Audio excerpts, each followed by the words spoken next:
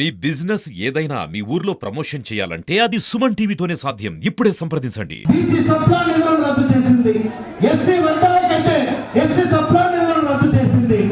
ఈ రోజు మరలా మన చంద్రన్న నేతృత్వంలోని ఎన్డీఏ కూటమి ప్రభుత్వం బీసీ వర్గాలకి ఎస్సీ వర్గాలకి మరలా సప్లా నిధులను అందించడం ద్వారా ఈ రోజు వారికి వారి కుటుంబ సభ్యులకి మేలు చేయడం జరుగుతుందనేటువంటి విషయాన్ని ఈ సందర్భంగా తెలియజేస్తా ఉన్నాను. నేను ఈ రోజు బీసీ వర్గాలు ఎవరైతే కులవృత్తులు చేసుకునే వారు ఉన్నారో ఈ కులవృత్తులు చేసుకునే వారికి గతంలో చంద్రన్న ముఖ్యమంత్రిగా ఉన్నప్పుడు ఆదరణ పథకం ద్వారా కులవృత్తులు చేసుకునే వారికి వారి యొక్క కులవృత్తులను అందించేవారు.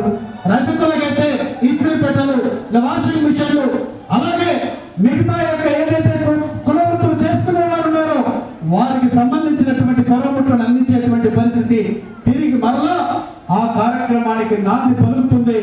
ఆదరణ 2 పథకం కింద మరలా ఇవన్నీ కూడా అందించబోతుందని మీకు తెలియజేస్తా ఉన్నాను నేను. ఇదే కాకుండా ఈ రోజు ఎస్సీ వర్గాలకైతే సబ్సిడీ లోన్లు ఇస్తా ఉన్నారు, బీసీ వర్గాలకు సబ్సిడీ లోన్లు ఇస్తున్నారు. గడిచిన ప్రభుత్వం నేను బటన్ నొక్కాను మీకు డబ్బులు పడ్డాయన్నారు. ఇప్పుడు కూడా డబ్బులు పడుతూనే ఉన్నాయి కదా. నువ్వు ఇచ్చింది 3,000 పెన్షన్ అయితే మేము 4,000 ఇచ్చాం.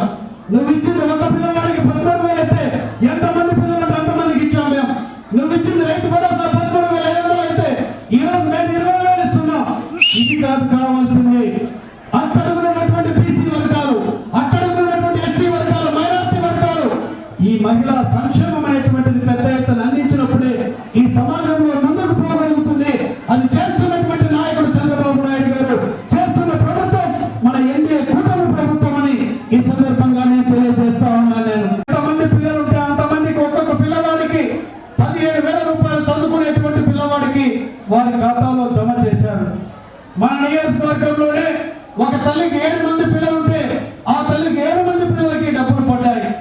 అదే గడిచిన ప్రభుత్వం ఏం చెప్పింది, నేను 2 పిల్లలకి ఇస్తానని చెప్పి అధికారంలోకి వచ్చిన తర్వాత ఒక పిల్లవాడికే ఇచ్చింది. మాటలు చెప్పి మాటలు తప్పినటువంటి ప్రభుత్వం వైఎస్ఆర్ ప్రభుత్వం అయితే మాట చెప్పి మాట నిలబెట్టుకున్నటువంటి ప్రభుత్వం ఎన్డీఏ కూటమి